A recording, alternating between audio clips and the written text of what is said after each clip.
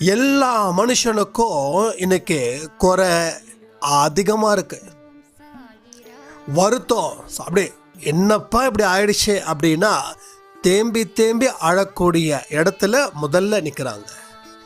நம்ம ஒன்றுமே கேட்டிருக்க மாட்டோம். என்ன இப்படி ஆயிடுச்சு அப்படின்னா போதும், அந்த கண்ணீர் எங்கேருந்து தான் வருதுன்னு தெரியல. ஏன்னா வாழ்க்கை இன்னைக்கு வறுமையை நோக்கியும் துன்பத்தை நோக்கியும் படாத பாடுபடுது. ஆனால் இந்த துன்பத்தில் இருக்கும்போது கடவுள்கிட்ட துதிப்பாடணும், கடவுள் கூட இருக்கணுன்ற ஒரு விஷயத்தையே நம்ம மறந்து போகிறோம். கவலைகள் அதிகரிக்க பக்தி அதிகரிக்கணும். ஆனால் கவலைகள் அதிகரிக்க பக்தியில் நம்ம குறைஞ்சி போயிட்டோம். பக்தி குறைஞ்சதால இன்னும் கவலைகள் பிச்சுக்கிட்டு வருது. துரத்துது. இதெல்லாம் நாம் நினச்சி பார்க்கவே இல்லை. ஸோ